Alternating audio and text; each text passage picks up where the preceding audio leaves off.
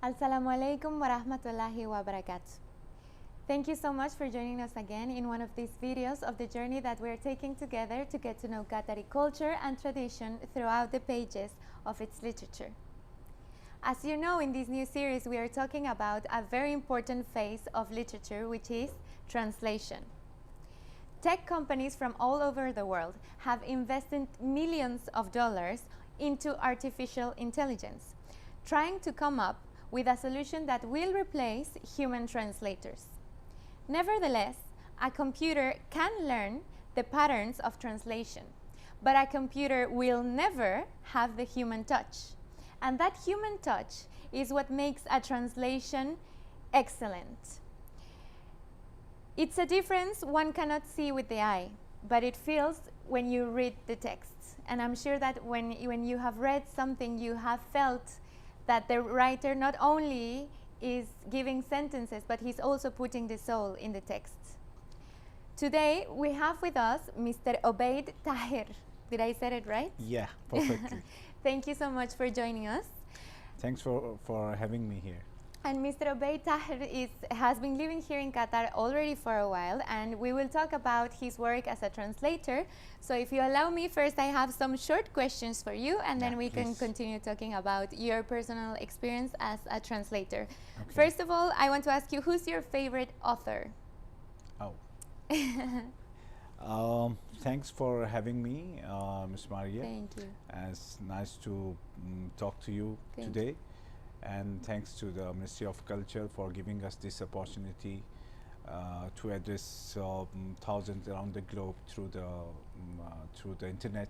Thank you. Regarding the author, actually, I do translate from Arabic to Urdu or Hindi, and vice versa. So my favorite authors are all, if not all, let me say 80 to 90% they are Arabic. Yeah, so I can say Al-Jahid, one of the famous authors in the early Islamic era. Al-Jahid, he is my favorite. He has a very aristocratic language, and also so many, but yeah. Yeah, that we can rescue that one. One book that has marked you in your life, which would you choose? One book. One book that has marked you in your life. Actually, too many books. It's not one. One book cannot make a personality. That's what I believe. Yeah, it can change a part of your personality. Yeah. It can change your vision towards life or towards a particular thing, but it cannot make a whole personality. Yes. So I can name many books, but since one book which is very relevant for a person who is translating from Arabic to Urdu or from Urdu to Arabic, it's I would say Khalila Dimna. Okay. Yeah, it's a fairy tale, Khalila Dimna. It's very nice. Yeah. Do you prefer, now this is a question more directed to millennials, what do you prefer, a book or a tablet? Oh yeah. Definitely book.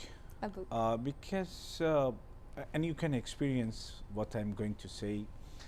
If you read something from a book, your whole body is involved in that book. Yes. I mean, your hands, you have to turn over the pages, and you have to make the notes. You can write the beautiful phrases if you got it, or the quotes and all, and it gives you a kind of touch, kind of feeling which a tablet cannot. A books, you can keep it always with you. It doesn't need to be charged, you know. Yes, exactly. It doesn't need to be refreshed. Yes. It doesn't need so many things. Yes. So book, a tablet or the computer or any kind of gadget cannot replace a book. No, definitely. Yeah. And what is your, this is a question for the people that are watching us and that they are interested in Qatar. Which is your favorite place in Qatar? Favorite place in Qatar, yeah. Let me think. Actually, all the sites that we have in Qatar, are different from each other. But wildlife I like most, and whenever we get a time, I do take my family out, and we go to the far beaches. I mean, not the beaches around the Doha, Yeah. no, but the Kharaj beach or the Dukhan beach, or Yes. yeah, we do enjoy there, and also yeah, the wildlife also. Now you mentioned one of my favorite places is Sikrit. I don't know Yeah, if you have been. yeah, Zikrit also. I Yeah. mean, when I say the wildlife or the wild land, Yes. that's Zikrit. Yes. And Zikrit also has a very beautiful beach. Yes, you know. yes, yes. So yeah, Okay, so that was a little startup, so you could get to know Ubaid a little bit more.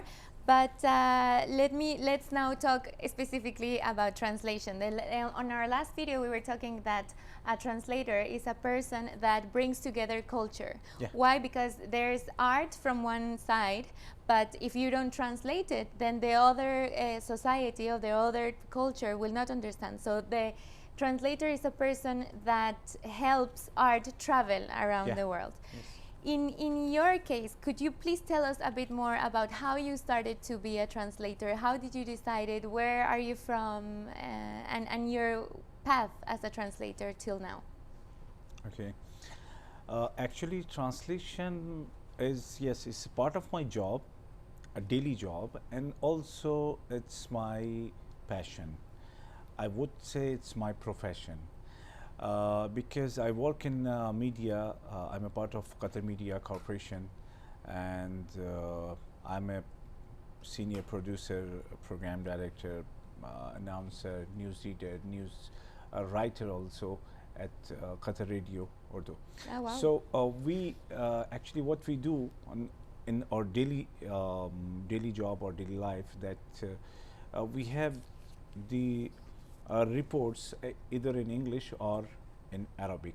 So we have to translate on daily basis that and make out of them a news bulletin. So translation is a part of my daily life. But literary translation is something different from the news and from this kind of work. When I was studying in my early life, I was in high school.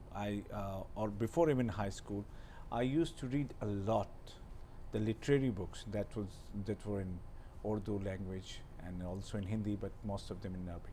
So I was only 8 years old, between 8 to 9, when I read all the novel that were written talking about Islamic history or based on the Islamic history. Wow. And it's a huge number. I mean, you can say around 50 to 70 books. And you were Now, 8 to only 9 8, years. yeah, Wow. only 8.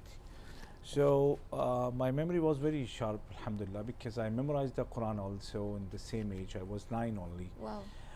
So my father, and credit goes to him, he was encouraging me to read more and more books and to write. And my uncle was also there. He was guiding me. He was in university at that time. So he was guiding me how to write the article, how to articulate the whole thing. And I used to write so many things. I mean, you can imagine that age. Yeah. But I was writing beyond my age at that time. And it was published in the kids' magazines all over in Delhi and other places. Yeah. And that's how I connected with the literature.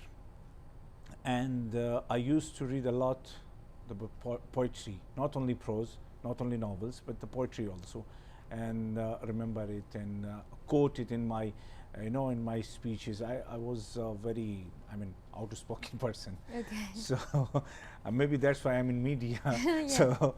So the journey kept going, and when I joined the college, I got a broad atmosphere. I got the teachers or the lecturers or professors there. They were more into how to articulate your life, not only some words on the Okay. paper. And here I started reading the Arabic novels, the Arabic authors, and I learned especially the Egyptian writers. All of them actually, the great names like like Ahmed Amin, like Abbas Al-Aqad, like Ibrahim Abdul Qadir Al-Mazni, like Ahmed Kilani, and also Sheikh Al-Tantawi from Syria, and Mustafa Sibai also from Syria, and a lot from the Gulf, because we used to receive there the Arabic magazines from Gulf and other countries, and we used to translate those articles into local languages, different languages. So that's how I connected with the translation, and it was part of my study. And then we used to have the wall magazines. I don't know whether you stayed in boardings or not at the school or at college. No, No. at the hostel. You didn't live there. No, yeah? no, Yeah. I didn't live there. Nice. So we used to, in the student hostels. Yeah. Okay. So we had there, and it's a very one of the greatest universities in India. It is called Darul Ulum Nadwat Al Ulama. Okay. Even the name also in Arabic. The main focus of this university is to connect with the world through different languages, and out of these languages, Arabic is the most prominent. So there are the trained staffs and the teachers and all. So we used to publish these wall magazines, which is in the hostel. We used to paste it on the wall Okay. every month, Okay. and not one. We used to publish every month around 27 wall magazines, and I was head of all the magazines which were publishing or published in different languages. Okay. But my personal magazine was in Arabic. Okay. It's called the Sahfatul Islami. I still remember the name. Mm. And one other was in Urdu language. But so I started writing in Arabic and published it in wall magazines. Then the other people took those articles from there Mm. and they published in elsewhere in the Gulf and all. So after that, when I came here in Qatar and started working in the government sector, and by the way, I was and still I work closely with so many ministries, so many government departments in the same field of translation. For example, the first thing that I translated here in Qatar, it was a religious booklet, and it was in Arabic, and I translated into Urdu, and it was published by the Ministry of Islamic Affairs in Saudi Arabia, not in Qatar. Okay. Their office used to be here. I don't know whether it's still here or not. Then I translated so many things for Ministry of Interior, Qatar. I mean, if you go to the driving schools, there are books in Urdu, the guide how to drive different kind of vehicles that You I have translated. Yes. That's Yes, amazing. translate. Yeah, That's very nice. It's just you won't find my name is there because Yes. it's from the government authority, but I did, yeah. And then we have the civil defense in Qatar. They are publishing their own magazine. Okay. It is called Civil Defense. The name is Difa al-Madani, and I translated so many of them to Urdu, and it was published in Urdu language also by the same name. Okay. And also so many things. I'm one of the persons who introduced the Urdu in Qatar, especially in government departments. I used to head the social media team in Ministry of Municipality, and I was supervising the Twitter handle of them in.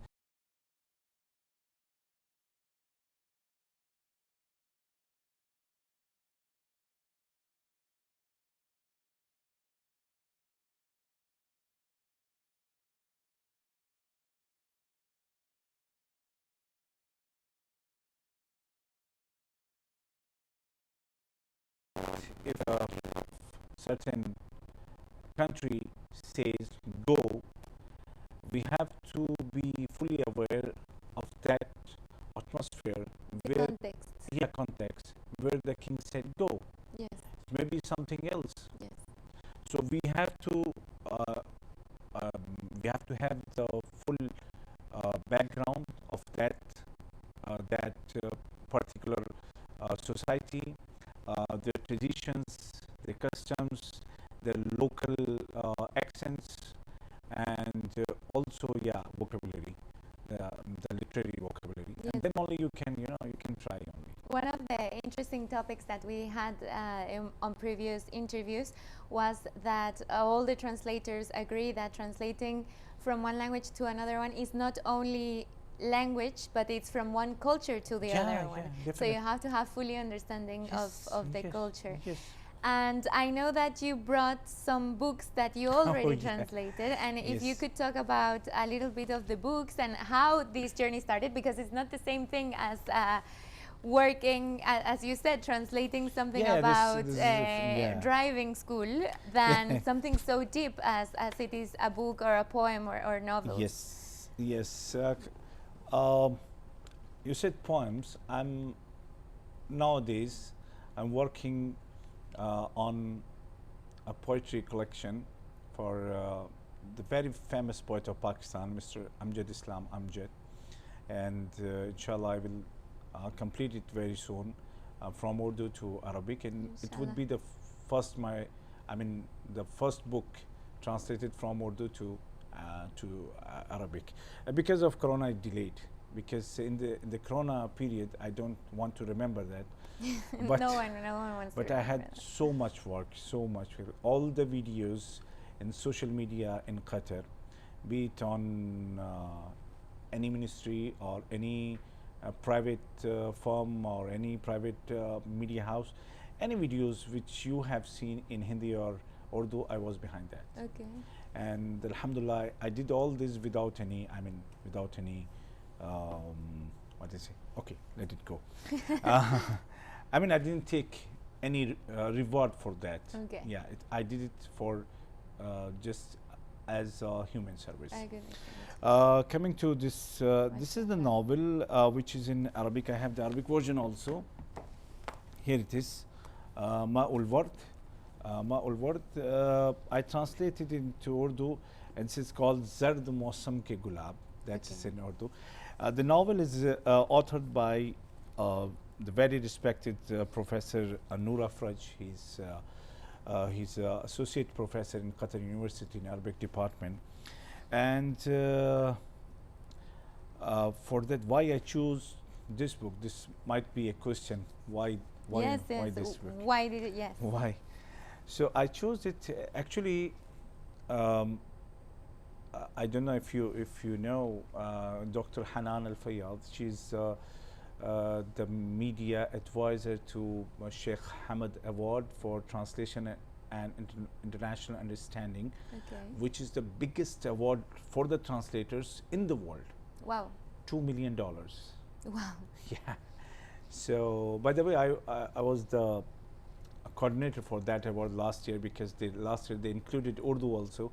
So I was the official coordinator for India and Pakistan and in Qatar for that matter. MashaAllah. So I contacted her, Dr. Hanan. I said, I want to translate your novel to Urdu. Her novel is La Karamata fil Hub. There's no dignity in love. Love doesn't know the dignity. So, but she said no. Dr. Noor's novel is far better than mine. And this is something, very unusual. Yes. I'm asking you for your book, and you are advising me to take it. Someone this is else, something unique. Yes. I really impressed by that gesture, and I decided, okay. Till that time, I didn't read that novel, but when I read it, it was awesome. Very good.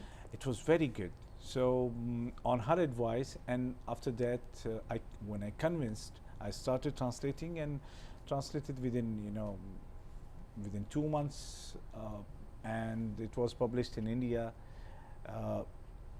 and was launched at a ceremony here in Doha. It was huge. In the end of 2019, but after that, the Corona, messed everything. So the book, we launched it, but after that we couldn't do anything. And the other book which is here, it is also from Arabic to Urdu. It's Urdu in Naqsh Gureza. I couldn't bring the Arabic version. In Arabic, it's called Washmun Haribun Min At-Teen. It's a compilation of short stories and some articles of Miss Samira Ubaid. She's a Qatari poetess, and she's also a member of the Qatari Author Forum. And short stories is the stories talk about different walks of life and her personal experience. And that was also launched in beginning of 2020 when we had the last book fair before Corona. Okay. And it was launched in the book fair and through the Ministry of Culture, on their platform. So these two books are right now.